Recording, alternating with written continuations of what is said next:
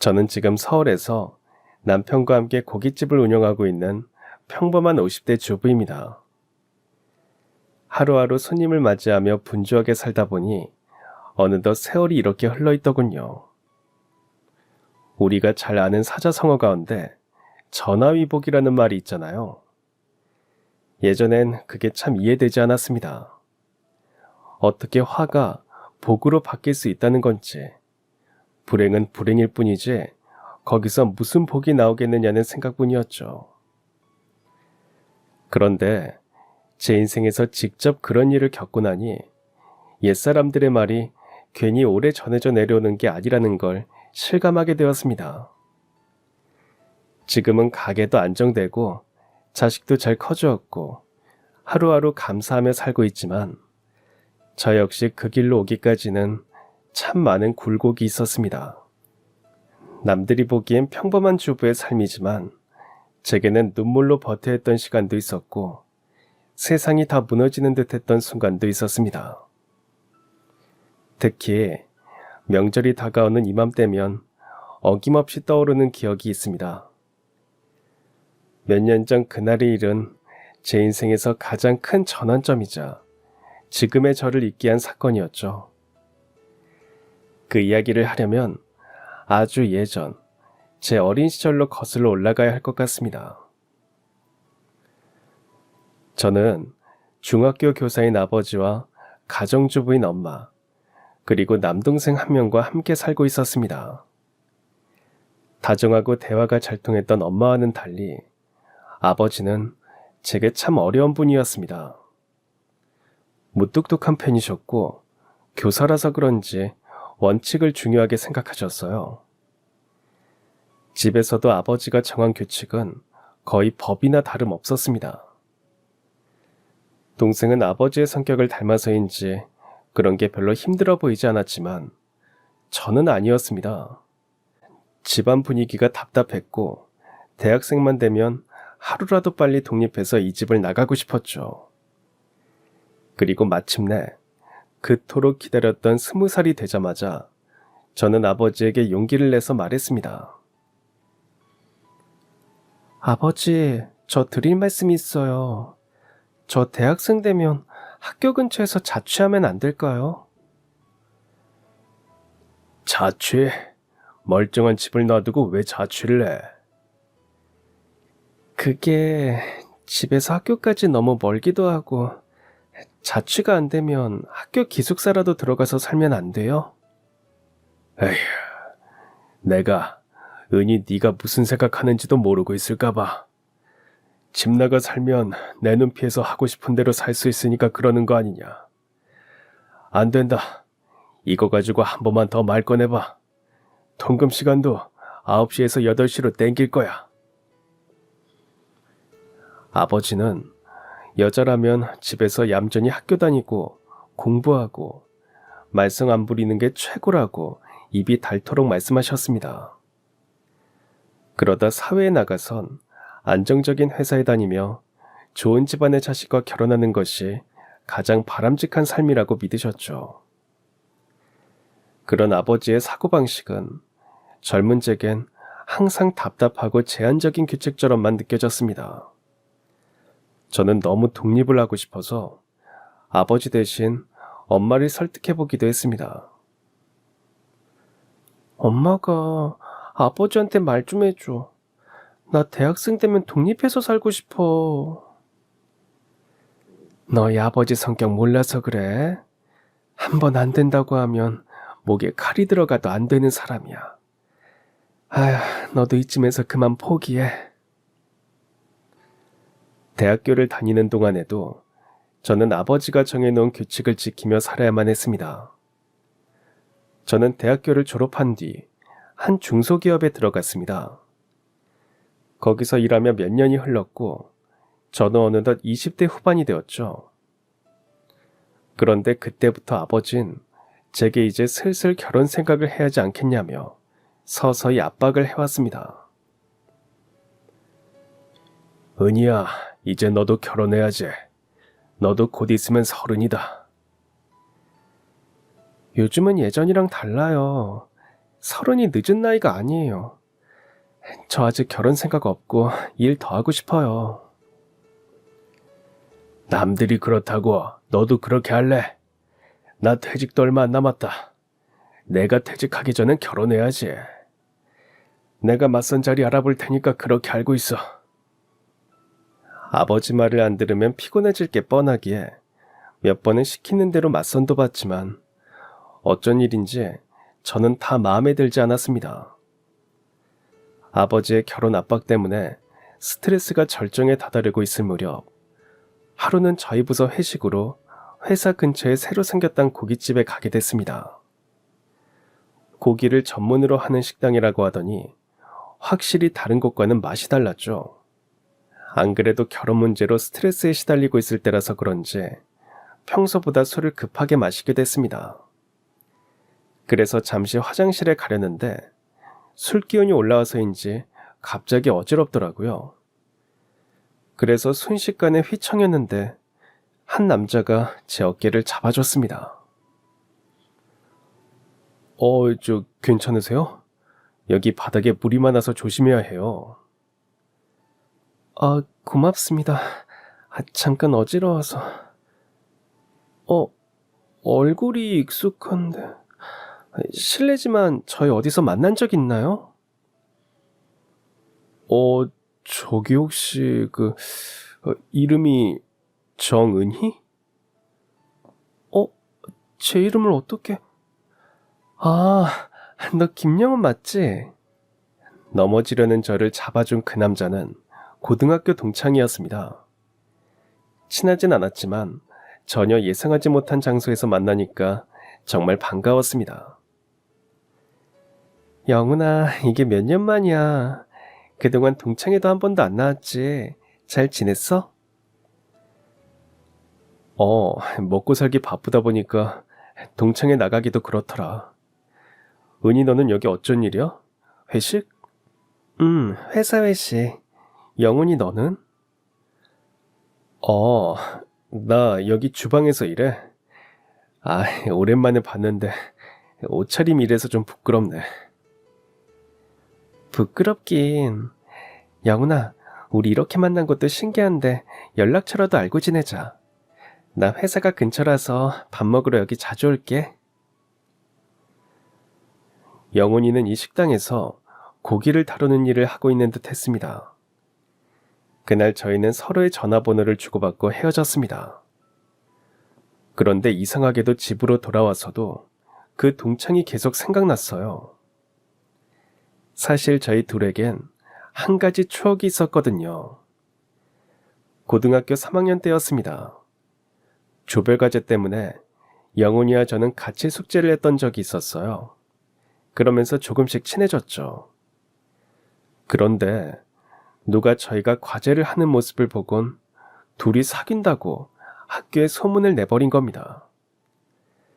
지금이라면 웃고 넘겼겠지만 그땐 너무 어려서였는지 그 소문이 난 뒤로 저희는 서로 얼굴 보는 것도 껄끄러워졌어요. 그러다 나중엔 제대로 말도 나누지 못한 사이가 된 채로 졸업을 하게 됐고요. 가끔 한 번씩 영훈이가 어떻게 살고 있는지 궁금한 적도 있었지만 연락처도 모르고 동창회도 한 번도 나오지 않았던 터라 소식을 알고 있는 사람도 없었습니다. 그랬던 영훈이를 생각지도 못한 곳에서 10년 가까이 지나 만나니 저는 너무 반가웠습니다. 예전의 어색함이나 거리감은 모두 사라진 듯 했습니다. 오히려 오래 기다려온 인연이 다시 이어진 느낌이었죠. 그날 이후 우린 서로 연락을 주고받기 시작했습니다. 그저 안부를 묻는 짧은 메시지부터 시작했지만 점차 서로의 일상과 생각을 나누며 가까워졌습니다. 그렇게 작은 계기로 잊고 있던 고등학교 시절의 소중한 추억이 다시 살아나는 순간이었습니다. 며칠 후 저는 점심 식사를 하러 영훈이가 일하고 있는 식당으로 향했습니다. 아직 출근 전인지 가게 안을 둘러봐도 그의 모습은 보이지 않았어요. 제가 밥을 다 먹고 일어서자마자 마침 출근하던 영훈이와 또 한 번 마주쳤죠. 영훈아, 이제 출근하는 거야? 아, 맞다. 한 달 후에 우리 고등학교 동창회 하거든. 그날 별일 없으면 너도 와. 다른 친구들도 너 잘 사는지 궁금해. 그래? 근데 그날 시간이 되려나 모르겠다. 너 밖에서 동료들 기다리는 것 같은데 얼른 가봐. 다음에 보자. 동청에 오겠다는 확답을 듣지 못했지만 그가 왔으면 좋겠다는 생각이 들었습니다. 그리고 한 달 뒤 동창회 날이 됐어요. 일 때문에 조금 늦게 도착해서 친구들이 기다리고 있는 식당으로 들어가자 반가운 얼굴이 보였습니다. 바로 영훈이었죠. 그는 다른 친구들에게 둘러싸인 채로 앉아 있었습니다. 저는 그 틈 사이로 비집고 들어가서 아는 척을 했죠. 영훈아, 왔어? 너 그날 내가 물어봤을 땐 시간 될지 안 될지 모른다고 하더니. 그랬는데 은희 네가 나오라고 해서 나와봤어. 오면서도 여기 오는 게 잘한 일인가 싶었는데 오길 잘했네. 오랜만에 친구들 만나니까 좋다. 어릴 때로 돌아간 것 같고 말이야. 그치? 내 말대로 오길 잘했지? 이제 자주 좀 보자. 저희는 우연한 만남을 계기로 조금씩 가까워졌습니다. 처음엔 단순히 오랜만에 얼굴을 보고 안부를 묻는 정도였지만 시간이 지나면서 자연스럽게 밖에서도 만나 밥을 먹거나 카페에서 차를 마시고 가끔은 영화를 보기도 했습니다. 그럴 때마다 저는 왠지 모르게 설렘과 함께 혼란스러운 기분을 느꼈습니다. 제가 영훈이에게 가지고 있는 호감이 그저 오랜만에 만난 친구한테 느끼는 감정인지 아니면 그 이상인지 헷갈렸기 때문이죠. 하루하루가 지날수록 저는 우리가 도대체 어떤 관계인지 복잡한 생각이 들었습니다. 그러던 어느 날 평소처럼 함께 저녁을 먹고 길을 걸으며 이야기를 나누던 중 영훈이가 조심스럽게 말을 꺼냈습니다. 은희야, 그 일 기억해? 우리 고등학교 때 사귄다고 소문났던 거 말이야. 당연히 기억하지.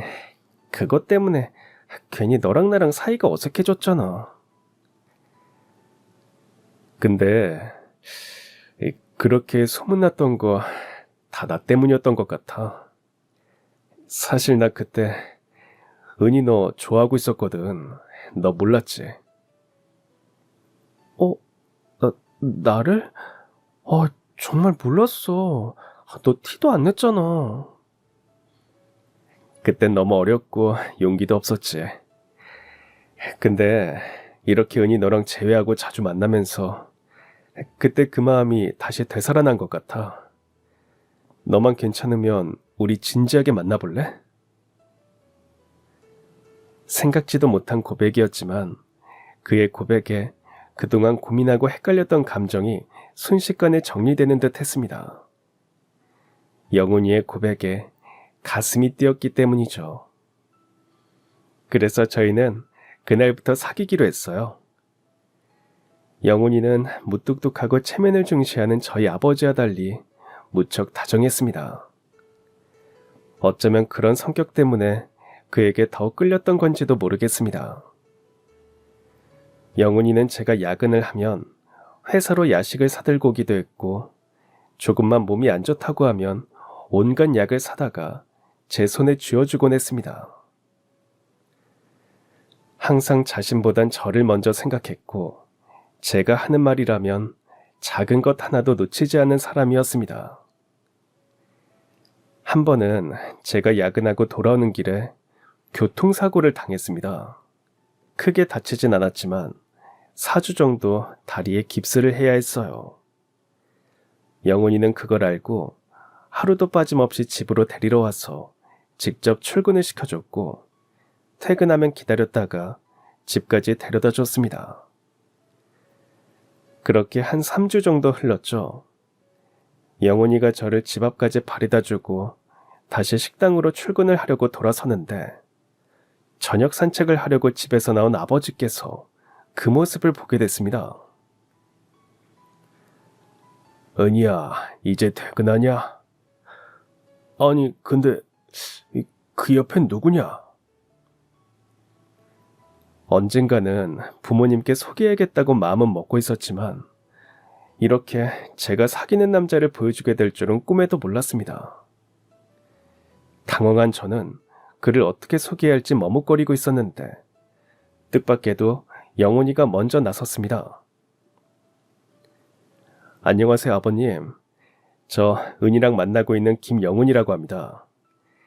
은희가 다리가 불편하다 보니 제가 출퇴근을 도와주고 있었습니다. 뭐라고? 은희랑 만나는 사이라고?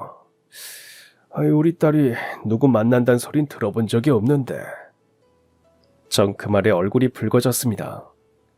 아무런 말도 못하고 서 있는데 영훈이가 한 발짝 더 앞으로 나서며 정중히 고개를 숙였습니다. 이렇게 갑작스럽게 인사드리게 돼서 죄송합니다. 다음에 시간을 따로 내주신다면 정식으로 찾아뵙고 인사드리겠습니다. 그날 밤 저는 부모님께 제가 진지하게 만나는 사람이 있다고 솔직하게 말씀드렸습니다. 엄마는 조용히 웃으며 제 얘기를 들어주셨고 아버지는 별다른 표정 변화 없이 나중에 제대로 인사하러 오라는 말만 하셨습니다. 그 후 3달쯤 지나 저희는 정식으로 서로의 가족에게 결혼 허락을 받기 위해 인사를 드리기로 했습니다. 영훈이는 아버지가 돌아가신 뒤 홀어머니와 함께 살고 있었고 위로는 누나가 셋이나 있었지만 모두 결혼을 해서 따로 살고 있었어요. 그래서 그의 집안에선 큰 반대가 없었습니다. 걱정이 되는 건 저희 아버지였습니다. 혹시라도 아버지가 영훈이를 마음에 들어 하지 않으실까 저는 내내 불안했습니다. 약속된 날 영훈이가 집에 들어서자 엄마는 따뜻한 미소로 반겨주셨습니다. 직접 과일을 깎아 건네고 가벼운 안부를 물으며 긴장을 풀어주려고 살갑게 대하셨습니다. 하지만 아버지는 늘 그렇듯 무표정한 얼굴로 앉아 계셨습니다. 잠시 정적이 흐르다가 아버지가 낮고 단단한 목소리로 물었습니다. 자네는 지금 어디서 일하고 있나? 예, 지금은 고기 전문점 식당 주방에서 일하고 있습니다. 고기 정형과 요리를 배운 지는 7년 정도 됐습니다. 주방에서 일한다고? 그럼 월급은 얼마나 받는가? 그리고 앞으로 무슨 계획이 있는가? 제가 지금은 다른 식당에서 직원으로 일하고 있지만 나중에 돈이 모이면 꼭 제 가게를 차려보고 싶습니다. 제 목표를 위해서 지금도 일하면서 차근차근 준비하고 있는 중이고요. 아버지는 팔짱을 낀 채 영훈이의 대답을 한동안 묵묵히 듣고만 계셨습니다. 방 안 공기가 잔뜩 얼어붙은 듯 했습니다. 저도 모르게 손에서 땀이 났고 엄마 역시 옆에서 조용히 숨을 고르고 계셨습니다. 잠시 후 아버지가 낮은 목소리로 다시 한번 물으셨습니다. 그래, 내 마지막으로 하나만 묻겠네. 앞으로 우리 은희랑 결혼하게 된다면 어떻게 살 생각인가? 아직 부족한 게 있는 건 사실이지만 그래도 제가 성실이라고 검소하게 살면서 은희를 책임지겠습니다. 저희 둘이서 꼭 좋은 가정을 꾸리도록 노력할 겁니다, 아버님. 좋다. 책임질 각오가 되어 있다면 내가 더 말할 게 없겠지. 아버님 감사합니다. 제가 은희 꼭 행복하게 해주겠습니다. 그 순간 방 안의 긴장이 풀렸습니다. 저는 가슴이 벅차올라 차마 눈을 들 수가 없었고 옆에서 엄마는 미소를 지으며 과일 접시를 영훈 쪽으로 밀어주셨습니다. 아버진 여전히 무뚝뚝한 표정이었지만 그날 이후로 영훈이를 사위로 인정해 주셨습니다. 그렇게 양가 어른들의 허락을 받고 그와 저는 이듬해 결혼식을 올렸습니다. 그리고 결혼하고 첫 번째 명절인 추석이 다가왔습니다. 아무래도 결혼 후 처음 맞는 명절이니 시댁을 먼저 가야 하지 않을까 싶어서 제가 먼저 말을 꺼냈습니다. 여보, 이제 곧 추석인데 아무래도 시댁 먼저 가야겠지? 어머니도 혼자 계시니까 외로울 거 아니야. 우리 집은 남동생도 있으니까 우리 이번 추석엔 자기 집 갔다가 설엔 우리 집 가자. 어때? 응? 그게 무슨 말이야? 우리 집이랑 처가도 똑같이 챙겨야지. 처가가 멀리 있는 것도 아니잖아. 그리고 당신 결혼하고 적응하느라 많이 힘들었을 텐데 장모님 많이 보고 싶지 않아? 그러니까 이번엔 처가 가서 하루 자고 다음 날은 우리 엄마 뵈러 가자. 내가 선물도 다 사놨어. 남편은 이런 사람이었습니다.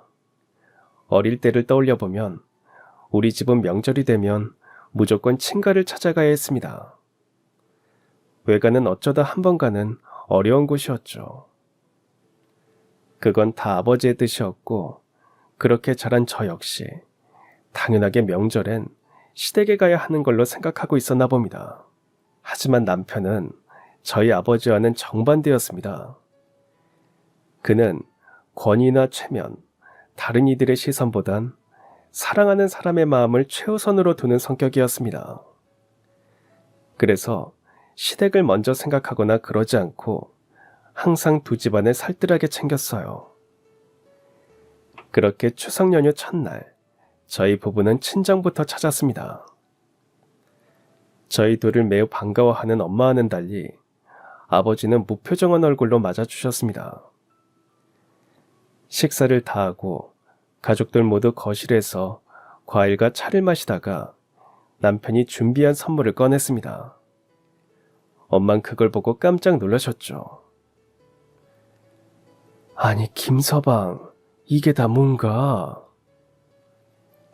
장모님, 장인어른, 이거 받으세요. 별건 아니지만 홍삼이랑 용돈 조금 넣었습니다. 아니, 뭘 이런 걸 다 준비했어.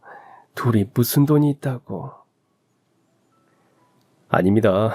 그래도 결혼하고 처음 맞는 명절인데 저희가 드리는 선물도 받으셔야죠. 됐으니 넣어두게. 이런 거 우리 줄 생각하지 말고 시댁에 드려. 자, 이제 밥도 다 먹었으니까 너희 넣어서 시댁으로 가봐라. 아버지, 그게 무슨 말이에요? 저 오늘 집에서 자고 간다고 이미 말씀드렸잖아요. 시댁은 내일 가겠다고 전화 드려놨어요. 어허이, 은희 너 이러는 거 아니다. 다른 날도 아니고 결혼하고 처음 맞은 명절인데 어떤 며느리가 친정에 와서 자고 가. 그러다가 괜히 트집 잡힌다. 아버지, 시어머니도 괜찮다고 다 이해해 주셨다니까요. 은희 너 잘 들어라. 딸은 결혼하면 출가 외인이야. 그러니까 넌 이제 김서방네 식구나 다름없다 이 말이야. 우리 챙기지 말고 시댁 잘 챙겨라. 네가 시댁을 잘 챙겨야 우리도 사돈댁에 면이 서는 거야. 아버지가 원래 이런 분이라는 건 잘 알고 있었습니다. 원칙과 체면을 중시하시는 분이라 남에게 보이는 모습이나 예의 범절을 철저히 지키셨죠. 하지만 그날은 솔직히 너무 답답하게 느껴졌습니다. 시댁에서도 이미 허락을 한 상황인데 밥 한 끼를 먹었다고 서둘러 시댁으로 돌아가라고 하시는 게 이해가 되지 않았습니다. 아버지는 사위인 저희 남편의 손에 다시 선물을 쥐어주며 말씀하셨습니다. 김서방, 어느 집이 명절에 처가부터 찾나 이러는 거 아닐세. 그리고 이 선물도 우린 안 받아도 되니까 자네 어머니 가져다 드리게. 사돈댁에서 괜찮다고는 했지만 그래도 원칙이라는 게 있는 법이야. 은희 데리고 어서 자네 집으로 가보게. 장인어른, 어디 은희만 저희 집에 시집 온 건가요? 따지고 보면 저도 은희네 집에 장가 온 거나 다름없지 않습니까? 저희 집도 잘 챙기고 있으니까 걱정 마세요. 그날 저희는 겨우 아버지를 설득해서 집에서 하루 자고 가는 걸로 합의를 봤습니다. 아버지가 저한테 딸은 출가 외인이네, 결혼하면 시댁 사람이네 하는 건 그러려니 하고 넘길 수 있었습니다. 원래 그런 분이셨으니까요. 그런데 나중엔 남편이 준비한 선물까지 돌려보내려 하니 조금 화가 나더군요. 남편도 속이 상할 것 같았고요. 그래서 그날 밤 제 방에 들어왔을 때 남편에게 말했습니다. 여보, 아까 우리 아버지가 한 말은 그냥 그러려니 하고 넘겨. 당신도 알잖아. 체면치를 중요시하는 옛날 분인 거. 그래도 어떻게 선물이랑 용돈까지 챙겨온 사람한테도 그런 말을 하시냐? 당신 내심 서운했지. 서운하긴 하나도 안 서운했어. 내가 장인어른 어떤 분인지 모르는 것도 아닌데 뭘. 난 괜찮아. 그 뒤로도 명절이 되면 시댁과 친정을 한 번씩 찾았지만 아버지는 그때마다 지치지도 않고 똑같은 소리를 반복하셨습니다. 그나마 다행인 건 남편이 아버지한 생각부터가 다른 사람이었단 거예요. 그런 모습을 보면서 이런 사람과 결혼해서 다행이다 싶었죠. 그리고 저는 남편이 앞으로 태어날 우리 아이들에게도 다정하고 좋은 아버지가 되어줄 거라 믿어 의심치 않았습니다. 2년 후 저희 부부 사이엔 딸과 아들이 태어났습니다. 저는 첫째 딸이 태어나면서 회사를 그만두고 집에서 살림과 요가에 집중했고, 남편은 계속해서 식당 주방에서 일했지만 언젠간 가게를 차리고 싶어 했어요. 그걸 목표로 남들보다 2배로 열심히 일하며 검소하게 살다 보니 어느 정도 돈이 모였습니다. 그러다 첫째가 막 중학생이 되었을 무렵이었습니다. 남편이 출근하다 말고 저를 불렀죠. 여보, 가게가 하나 나왔는데 말이야. 자리도 좋고 월세도 다른 매장보다 저렴한 편이라 괜찮은 것 같더라. 그런 식당이 나왔어? 그 식당 당신이 인수하면 딱이겠다. 그치? 우리가 그동안 모은 거랑 대출 조금 받으면 인수할 수 있을 것 같은데 오늘 시간 되면 같이 보러 가보자. 당신도 분명 좋아할 거야. 남편이 말한 가게는 아파트 단지로 둘러싸인 동네에 있는 식당이었습니다. 번화가 상권은 아니었지만 주변에 사람들이 많이 살고 있었기에 홍보만 잘하면 장사가 꽤 될 것 같았어요. 그리고 근처에 고깃집이 없다는 게 장점이었습니다. 가게를 보고 집으로 돌아온 뒤 저희는 긴 상의 끝에 오랜 꿈이었던 자영업을 해보기로 결정했습니다. 그리고 있는 돈 없는 돈을 탈탈 털어서 그 가게를 계약했어요. 1년 정도 장사를 하자 가게는 어느 정도 자리를 잡게 됐습니다. 하지만 큰 돈은 벌지 못했어요. 동네 사람들이 찾는 식당이다 보니 직원 2명 월급 주고 가게 유지비로 쓰고 나면 남는 게 별로 없더라고요. 그래도 저희 부부는 언젠가 지금보다 여유로워질 미래를 꿈꾸며 성실하고 정직하게 일했습니다. 그러는 사이 아버지도 교직에서 퇴직하실 때가 되었어요. 사실 저는 그것도 모르고 있다가 남편을 통해서 알게 됐습니다. 여보, 이번 주말에 장인어른 퇴직하신다던데 알고 있었어? 아버지가 퇴직하셔? 나도 모르고 있었는데. 당신은 그걸 어떻게 알았어? 처남이랑 통화하다가 알게 됐지. 당신, 내가 말 안 해줬으면 진짜 어쩌려고 그랬어. 당신이 장녀인데 잘 챙겨야지. 우리 아버지 레파토리 몰라.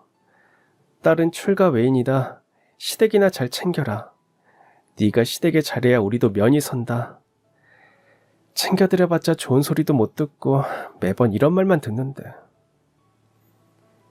그래도 평생 교직에 몸담으신 분인데 퇴직하면 얼마나 쓸쓸하시겠어. 그러지 말고 우리 그날 처갓댁 가서 외식이라도 하자. 꽃다발도 사드리고 내가 다 준비할게.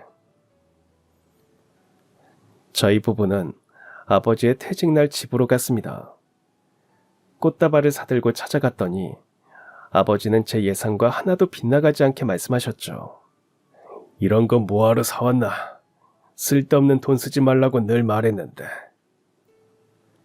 장인어른, 그래도 저희 작은 마음입니다. 평생 교직에 몸담으셨는데 기념해야죠. 아버지는 남편을 똑바로 바라보더니 한숨을 내쉬며 꽃다발을 받아들었습니다. 마음은 고맙다. 하지만 앞으로는 이런 거 하지 마라. 내가 누누이 말했지만 딸은 출가회인이야. 이렇게 친정 자주 드나드는 것도 좋은 일 아니니까 앞으로는 이런 거 챙길 시간에 사돈댁이나 한 번 더 챙겨드려. 알겠나?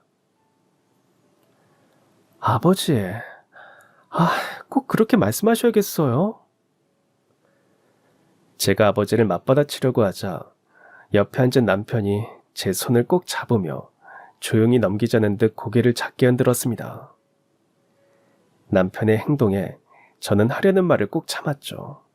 아버지는 저희 남편을 보고 한 말이었지만 그 말이 꼭 저를 겨냥한 것처럼 들려 가슴이 쓰렸습니다. 사실 전 아버지가 은근히 기뻐하실 줄 알았습니다. 그런데 또 이렇게 원칙적인 말씀만 하시니 어릴 적부터 느껴왔던 거리감이 다시 밀려왔습니다. 그날 저녁 식사를 하고 집으로 돌아와서 저는 남편에게 말했습니다. 여보, 이제 우리 친정에 그만 신경 쓰자. 예진 엄마 왜 그래? 아까 장인어른이 하신 말씀 때문에 그래? 장인어른 그러시는 거 하루 이틀도 아니잖아. 장인어른 원래 성격인데 뭘. 그러니까 하루 이틀도 아니고 뭐 해드릴 때마다 좋은 소리 못 듣는 거 나도 이제 힘들어. 그러니까 앞으로는 딱 명절만 챙기자고. 알겠지? 아버지 말씀대로 우린 우리 일이나 잘하면 돼. 그날 이후 저희는 힘들어도 묵묵히 가게를 꾸려나갔습니다. 그런데 열심히 해도 상황은 더욱 안 좋아질 뿐이었어요. 가게 근처에 대형 프랜차이즈 고깃집이 들어선 겁니다. 처음에는 우리만의 맛과 정성을 알아봐 주겠지 하는 마음으로 버텼지만 현실은 냉정했습니다. 손님 발길이 눈에 띄게 줄어들었고 점심때나 저녁 피크 시간에도 빈자리가 많아졌습니다. 남편은 홀에서 직접 손님들에게 인사를 더 자주 드리고 서비스도 챙기며 애썼지만 매출은 예전 같지 않았습니다. 저 역시 장부를 들여다보며 계산기를 두드릴 때마다 남는 게 없다는 사실에 한숨만 나왔습니다. 그래서 어쩔 수 없이 직원도 한 명만 남기고 모두 정리해야 했고 월세라도 내려면 모든 걸 아껴야만 했습니다. 그러다 어느덧 추석 연휴가 코앞으로 다가왔죠. 다른 날은 몰라도 남편은 명절엔 가게 문을 닫고 시댁과 저희 친정에 들러 하루씩 보내다 오곤 했습니다. 그에도 어김없이 그럴 예정이었기에 저와 남편은 장사가 되지 않아 어려운 상황임에도 양가 어른들을 드릴 용돈과 선물 세트를 준비했습니다. 그리고 저 역시 그쯤 가게 매출이 예전 같지 않아서 마음이 많이 지쳐 있었어요. 그래서 친정에 가서 엄마 음식 먹으며 며칠 쉬면서 편안히 마음을 추스르고 싶었습니다. 그렇게 추석을 하루 앞둔 날이 되었죠. 직원까지 명절 휴가를 준 뒤 가게를 정리하고 있는데 갑자기 남편이 할 말이 있다면서 저를 불렀습니다.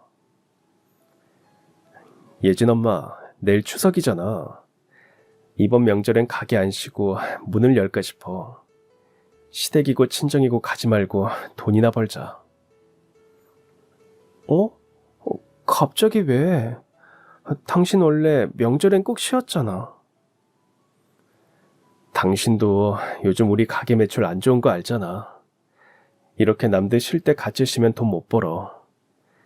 그리고 요즘엔 오히려 명절 때 외식하는 가족도 많대. 명절에도 장사를 하자는 말에 섭섭하긴 했지만 힘든 시기라서 이해할 수 있었습니다. 그리고 저희 집만 안 가는 게 아니라 양가 모두 안 간다고 하니 남편과 같이 일하기로 했습니다. 직원도 없는 마당에 남편 혼자 일하게 될 순 없었으니까요. 그리고 추석 연휴가 시작되었습니다. 아침부터 가게에 나왔지만 예상만큼 손님이 많지는 않았어요. 평소와 다를 바 없었습니다. 몇 팀의 테이블을 받은 뒤 손님이 뜸한 틈을 타서 저는 잠시 화장실에 갔습니다. 막상 혼자 있으니 조금 속상하더라고요. 다른 날도 아니고 명절인데, 남들 다 가족들과 함께 보내는 날인데 이렇게 나와서 일을 하고 있는 제 신세가 처량하다는 생각이 들었습니다. 한참 화장실에 있다가 나가려고 일어서는데 남편이 누군가와 통화를 하며 다가오는 소리가 났습니다. 들어보니 전화 상대는 시어머니였죠. 엄마, 저 지금 가게예요. 은이랑 같이 나와서 일하고 있어요. 저 이따가 가게 문 닫고 저녁 때 집으로 갈게요. 올해는 처가댁에 안 가요. 남편의 말을 듣고 저는 제 귀를 의심했습니다. 분명 저한테는 시댁이고 저희 친정이고 안 가겠다고 했는데 시어머니께는 왜 저런 말을 하는지 머릿속이 하얘졌습니다. 그리고 저희 아버지와는 다를 거라 생각했던 남편 역시 아버지와 별반 다르지 않다는 생각에 배신감이 치밀어올랐죠. 저는 그대로 뛰쳐나가 남편에게 따지려고 화장실의 문고리를 잡았습니다. 하지만 뒤이어 들려오는 남편의 목소리에 아무것도 할 수가 없었습니다. 시댁은 장인어른한테 일이 생겨서 우리가 가면 더 곤란하실 것 같아요. 애들 엄마는 아직 모르고요. 이따가 출발할 때 한 번 더 연락드릴게요. 남편이 하는 말을 듣자 저는 머릿속이 더 복잡해졌습니다. 장인어른이라면 저희 아버지를 말하는 건데 도대체 무슨 일이 생겼다는 건지 조금 불안해졌습니다. 남편은 전화를 끊고 다시 식당으로 들어가는 듯 했고 저도 화장실에서 나와 남편의 뒤를 바로 따라갔습니다. 그리고는 남편을 불렀습니다. 남편은 제가 화장실 쪽에서 나온 걸 보곤 당황하는 모습이었어요. 당신 아까 전화한 거 뭐야? 양가 다 가지 말고 일하자면서 이따 저녁 때 시댁에 간다는 거 무슨 소리야? 결국엔 당신도 시댁 먼저 챙기는 그런 사람이었구나. 다 들었어? 아니 그게 말이야. 오해야 오해. 진정하고 내 말부터 들어봐. 오해는 무슨, 내가 좀 전에 똑똑히 다 들었는데. 그리고 우리 아버지 이야기는 뭐야? 아버지한테 무슨 일이 생긴 건데? 대체 무슨 일이길래 나한테 말도 안 하는 거야? 진짜. 이건 말 안 하려고 했는데. 예진 엄마, 놀라지 마. 장인어른 말이야. 사기당하셔서 쓰러지셨대. 뭐라고? 우리 아버지가 사기를 당했다고? 당신 잘못한 거 아니야? 다른 사람은 몰라도 우리 아버진 사기당하고 그럴 사람 아니야. 당신도 아버지 성격 알잖아. 어디서 누구한테 들은 거야? 처남이 알려줬어. 당신이랑 통화 안 된다고 나한테 전화 왔더라고. 제 남동생은 다정한 남편을 평소에도 친형처럼 잘 따랐습니다. 그래서 전화 통화는 물론이고 종종 둘이서 만나기도 하는 사이였죠. 그리고 같은 남자여서 그런지 저한테 못할 이야기도 제 남편에게는 털어놓기도 했습니다. 이틀 전에 처남한테 전화가 왔었어. 장인어른이 친구한테 들은 것만 믿고 5천만 원 투자 사기당해서 쓰러지셔서 병원에 있다고. 장인어른은 동네 창피하다고 끝까지 숨기려고 하셨다는데 처남이 그러더라. 곧 추석이고 나랑 당신이랑 집에 오면 뻔히 다 알게 되는데 그걸 어떻게 숨기냐고. 아버지도 진짜. 그럼 아직도 병원에 계신 거야? 아니, 다음날 바로 퇴원하셨대. 지금은 집에 계시고.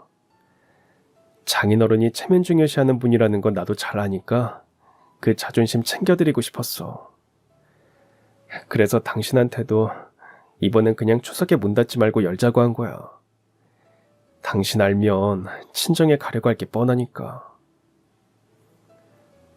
저는 의자에 앉아 남편의 말을 곱씹었습니다. 평소 같으면 왜 말을 안 해줬냐며 따졌겠지만 이번엔 달랐습니다. 아버지의 체면과 자존심을 생각하면 남편의 결정이 얼마나 세심한 배려였는지 알 수 있었기 때문이죠. 그리고 이따 저녁 때 시댁에 들리겠다고 한 것도 가서 하룻밤 자고 오려는 게 아니라 잠깐 들러서 어머니랑 신우들이 만든 명절 음식만 가지고 오려고 했다는 겁니다. 남편은 잠시 말없이 저를 바라보다가 부드럽게 손을 잡아주었습니다. 나 때문에 당신이 오늘 아침부터 고생 많았어. 손님도 별로 없는데 좀 앉아서 쉬고 있어. 나머지 정리는 내가 할 테니까. 나도 같이 해. 둘이야 힘도 덜 들지. 그때 제가 할 수 있는 건 남편이 만들어둔 작은 배려를 믿고 묵묵히 맡은 일을 하는 것뿐이었습니다. 그날 가게 문을 닫고 저희는 시어머니가 준비해 놓은 명절 음식을 받으러 시댁으로 향했습니다. 시어머니는 이미 친정 상황을 알고 계신 듯 살짝 미안한 표정으로 저희를 맞이하셨습니다. 음식이 한가득 담긴 상자를 주시며 말씀하셨습니다. 아이고 애미야, 아버지가 얼마나 놀라셨겠니. 나이 들고 그런 일 당하면 원래 자식들한테 제일 알리고 싶지 않은 거야. 그러기에 어머니, 올해 음식 만드는 거 못 도와드려서 죄송해요. 그리고 명절인데 이렇게 잠깐 들렀다 가는 것도요. 아유, 신경 쓰지 마라.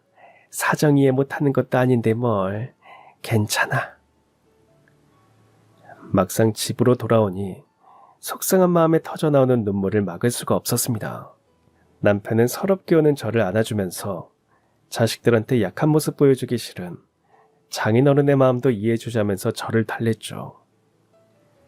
아버지 일도 그렇지만 저는 속 깊은 남편에게 더 고마웠습니다. 그래서 이번 명절은 남편 말대로 가게에서 열심히 일을 하기로 결심했어요. 날이 밝고 추석 당일이 됐습니다. 저희 부부는 아침 일찍 가게로 나가 장사 준비를 했죠. 오픈 시간이 다 돼서 문을 열어도 손님은 기대했던 만큼 오지 않았습니다. 그러다 저녁쯤이 되자 한 손님이 가게 문을 열고 들어왔습니다. 저는 반갑게 그를 맞고 자리를 안내한 뒤 메뉴를 들고 그 손님에게로 다가갔습니다. 메뉴 천천히 보시고 결정되면 불러주세요. 사장님, 저 혹시 죄송하지만 제가 밥 먹는 걸 좀 찍어도 될까요? 오늘이 명절이라 그런지 문을 연 가게가 여기뿐이더라고요. 아, 촬영이요? 뭐 다른 손님도 없으니까 괜찮을 것 같네요. 감사합니다. 제가 대신 음식 많이 시킬게요. 혹시 추천해 주실 거 있으세요? 저희 남편이 고기를 진짜 잘하거든요. 직접 도매시장 가서 하나하나 다 확인하고 가져오는 거예요. 오늘은 숙성고기가 괜찮다고 하던데 그거 한번 드셔보세요. 그 손님은 나온 고기와 다른 메뉴도 맛있게 먹으면서 촬영도 직접 하는 것 같더라고요. 그리고 음식을 다 먹은 뒤에는 맛있게 잘 먹었고 촬영 부탁도 들어줘서 고맙다며 몇 번이나 인사를 한 뒤 가게를 나갔습니다. 비록 명절이라 집엔 못 갔지만 손님에게 맛있는 식사를 대접한 것 같아서 그날은 마음이 뿌듯하더라고요. 그리고 며칠이 흘렀습니다. 그날도 가게 문을 열려고 남편과 함께 아침 일찍 출근을 했는데 가게 근처에 사람들이 잔뜩 몰려 있었습니다. 저희는 밤새 도둑이라도 든 건 아닐까 싶어서 얼른 가게로 뛰어갔습니다. 그런데 저희 예상과는 다르게 식당 앞에 몰려있는 사람은 전부 가게가 오픈하기만을 기다리고 있는 손님이었습니다. 그리고 문을 열자 그 손님들이 와르르 들어왔죠. 테이블이 모자라 몇몇 손님들은 밖에서 대기를 해야만 했습니다. 대체 이게 어떻게 된 일인지 어안이 벙벙했죠. 저는 이게 어떻게 된 일인지 너무 궁금했습니다. 그래서 계산을 하고 가는 손님 중 한 명에게 물어봤어요. 저기 손님, 근데 저희 가게를 어떻게 알고 오신 거예요? 와, 사장님 모르셨어요? 어떤 유튜버가 추석에 이 식당에서 찍은 영상이 대박 났잖아요. 그 사람이 이 식당 숨겨진 맛집이라고 하면서 고기랑 음식이 너무 조화롭게 맛있다고 강추하길래 와봤는데, 와, 진짜 맛있네요. 사실 저도 긴가민가 하고 와본 건데 그 유튜버 말대로 고기가 진짜 맛있네요. 다음에 또 올게요. 맛있게 잘 먹었습니다. 손님의 말을 듣고 나니 지난 추석에 혼자 와서 먹는 걸 촬영해도 되겠냐는 한 손님이 떠올랐습니다. 저는 잘 몰랐는데 그 사람이 굉장히 유명한 맛집 유튜버였던 거죠. 남편에게 그 말을 전한 뒤 둘이 같이 저희 가게가 올라온 그 영상을 봤습니다. 저희는 한참을 멍하니 화면을 바라봤습니다. 영상 속에서 저와 남편이 고기를 굽고 손님에게 음식을 내어주며 웃던 모습이 그대로 담겨 있었죠. 화면 속 말투와 행동 하나하나에 구독자들이 감탄하는 댓글이 달려 있었고, 저희 부부가 그동안 얼마나 열심히 일해왔는지 보는 사람들에게도 전해지는 듯 했습니다. 세상에, 여보, 이 사람 정말 유명한가 봐. 영상 조회수만 몇백만이야. 예진 엄마, 나 그동안 열심히 일한다고 했어도 맨날 적자 만나서 걱정되고 겁도 났다. 근데 이제야 조금 보상받는 기분이네. 우리가 그동안 성실하게 일한 게 이렇게 사람들에게 알려지다니 솔직히 믿기 어렵다. 나는 당신이 그동안 얼마나 노력했는지 다 봐왔잖아. 오늘 이 영상 덕분에 사람들이 우리 가게를 찾아오는 것도 좋지만 무엇보다 당신의 성실함과 정직함이 드디어 인정받는 것 같아서 마음이 정말 좋아. 고마워, 예진 엄마. 당신이 옆에서 늘 도와주고 믿어준 덕분이지. 우리 둘이서 이렇게 같이 해온 게 결국 오늘로 이어진 거야. 앞으로도 지금처럼만 일하자. 그날부터 저희 고깃집 매출은 끝도 모르고 쭉쭉 올랐습니다. 직원을 서너 명 더 둬도 일손이 모자랄 지경이 됐죠. 그래서 결국엔 직원도 5명이나 두게 되었고, 손님들은 매일 웨이팅까지 해야 할 정도로 넘쳐났습니다. 가게는 순식간에 대박 식당으로 자리 잡았고, 불황에도 끄떡 없을 만큼 매출이 치솟았습니다. 그리고 그 일이 있고 불과 1년도 지나지 않았는데 확장 공사를 하게 되었을 정도였죠. 그리고 시간이 흐른 뒤에야 저는 아버지의 진심을 비로소 알게 되었습니다. 그 이야기는 어느 날 엄마와 함께 차를 마시다가 우연히 듣게 된 것이었죠. 엄마, 김서방이 그러는데 아버지한테 사기쳤던 놈들 잡혔대. 근데 돈을 다시 받는 거는 어렵다고 하더라고. 아, 어디 사기칠 사람이 없어서 나이 드신 분들 쌈짓돈을 사기를 쳐. 그런 놈들은 감방에서 제대로 콩밥 좀 몇 년씩 먹어봐야 정신을 차린다니까. 아유, 근데 은희 너 아버지 사기당한 거 어떻게 알고 있었어? 네 아버지가 그렇게 숨겼는데. 엄마도 참, 그게 끝까지 숨겨질 줄 알았어? 나도 아버지 체면 생각해서 모른 척 하고 있었던 거지. 아버지도 진짜 대단하셔. 아니, 다른 사람도 아니고 어떻게 아버지 같은 사람이 사기를 당할 수가 있어? 난 아직도 그게 안 믿겨. 그렇게 원리 원칙 중요하게 생각하시는 분이 어떻게 투자로 돈 벌 생각을 하셨대? 복권 사는 것도 유행 바라는 거 아니냐고 싫어하셨잖아.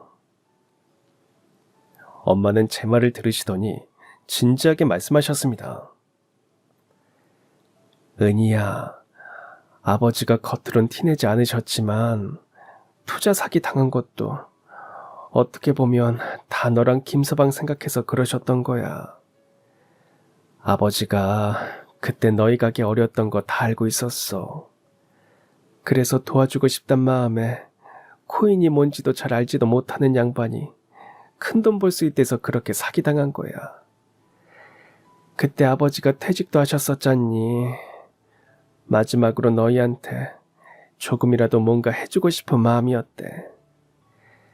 뭐 결과적으론 사기로 이어져서 몇 천만 원을 잃으셨지만 그 속마음만큼은 다 자식들을 위한 거였어.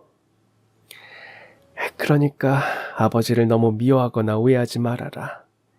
표현을 안 해서 그렇지 아버진 늘 자식들 생각으로 움직였던 사람이야. 전 그때 알 수 있었습니다. 아버지가 표현을 어떻게 하셨던 간에 그 속내만큼은 분명 사랑이었다는 걸요. 아버지가 늘 체면을 중시하고 자식들 앞에서도 좀처럼 약한 모습을 보이지 않으려 했던 것도 결국은 가족과 자식을 지키려는 자신만의 방식이었던 겁니다. 돌이켜보면 그렇게 싫어하고 답답해했던 아버지의 체면치레가 결국 저와 남편을 살리기도 했죠. 아버지가 명절에 오지 말라고 한 덕분에 저희 가게는 살아났으니까요. 이제는 아버지의 고집과 원칙마저도 저에겐 사랑의 또 다른 이름으로 기억됩니다. 그 일이 있고 몇 번의 명절이 더 지났습니다. 아버지는 여전히 제게 원칙주의자이고 무엇보다 체면을 굉장히 중요하게 여기는 분입니다. 남들이 뭐라고 생각할지, 우리 집안이 어떻게 보일지에 늘 신경을 쓰시는 분이죠. 딸에게는 출가회인이라는 말을 자주 하시고 시댁에 잘해야 한다는 말씀을 아직도 입버릇처럼 반복하십니다. 그런 모습이 어릴 적 제 눈엔 고집스럽고 답답하게만 보였습니다. 그래서 아버지의 삶을 잘 이해하지 못했고 때론 불만과 원망을 품기도 했습니다. 하지만 이젠 아버지를 떠올릴 때면 예전처럼 답답하고 서운한 감정보다는 그의 체면 뒤에 숨겨진 사랑과 헌신이 먼저 떠오릅니다. 그리고 그 사랑 덕분에 저희 부부는 지금 이렇게 성실하게 살아가며 가족과 함께 웃을 수 있다는 것을 잘 알고 있습니다. 그래서 지금 저는 아버지에게 솔직히 감사한 마음을 갖고 있습니다. 겉으로는 엄격하고 고집스러워 보였지만 그 속에는 언제나 가족을 지키고 싶어하는 마음이 있었음을 알게 되었으니까요. 아버지의 체면치레 덕분에 저와 남편은 고비를 넘겼고 아이들과 함께 웃으며 살아갈 수 있었으니까요. 돌이켜보면 인생은 늘 계획대로 흘러가지 않죠. 하지만 예상치 못한 어려움과 불행 속에서도 그 속에 숨겨진 작은 배려와 사랑을 발견할 수 있다면 그것이야말로 진정한 복이 아닐까 싶습니다. 그럼 지금까지 사연 들어주셔서 감사합니다. 사연이 재밌으셨다면 구독과 좋아요 부탁드려요. 감사합니다. 안녕히 계세요.